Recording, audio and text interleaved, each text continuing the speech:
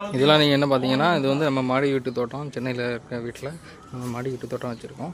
பார்த்தீங்கன்னா சீனி இறை வளர்ந்துருக்கு. இதெல்லாம் சீனி இறை செடி. மாடி வீட்டு தோட்டத்தை பார்த்தீங்கன்னா எல்லாமே சீனி இறை செடி தான். உங்களுக்கு நீங்கள் வந்து பார்த்தீங்கன்னா அவ்வளோமே சீனி இறை தான். இது வந்து உங்களுக்கு வேறு என்ன இல்லை, நம்ம ஊரில் திருநெல்வேலி நாட்டில் ஒரு நாட்டில் நம்ம சொல்கிறோம்ல, இது வந்து இது பேர் ஏதோ நல்ல பேர் உண்டு.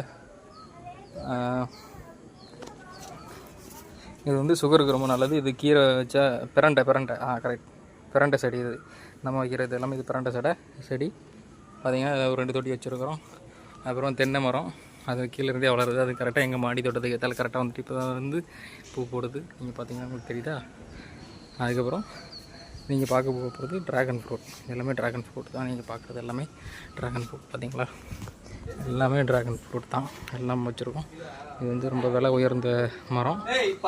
இது பார்த்திங்கன்னா இந்த ஃப்ரூட் நம்ம பார்க்க முடியுது நம்ம கண்ணால். இந்த ஒன்று வந்திருக்கு.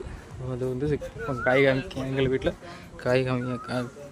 காய்க்க ஆரம்பிச்சுட்டு பார்த்திங்கன்னா இந்த இருக்கா 2.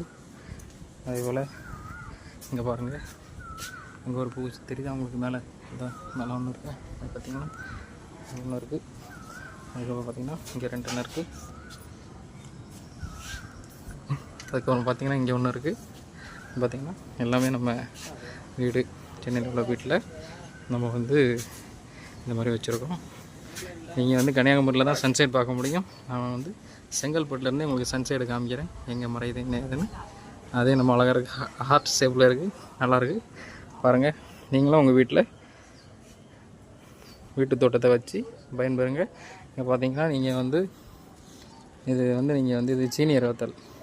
நீங்களே இதை பார்க்கலாம். இதை வந்து நாங்களே முழுக்க வளர்த்து இந்த சீனி வத்தலை நாங்கள் கொண்டு வந்துருக்குறோம். பார்த்தீங்களா அவ்வளோ அழகாக இருக்குது. அங்கே பாருங்கள் 2 இளநீ குலை இருக்குது. எல்லாமே நீங்களும் உங்கள் வீட்டில் எப்படி வைப்பீங்கன்னு சொல்லி கமெண்ட் பண்ணுங்கள்.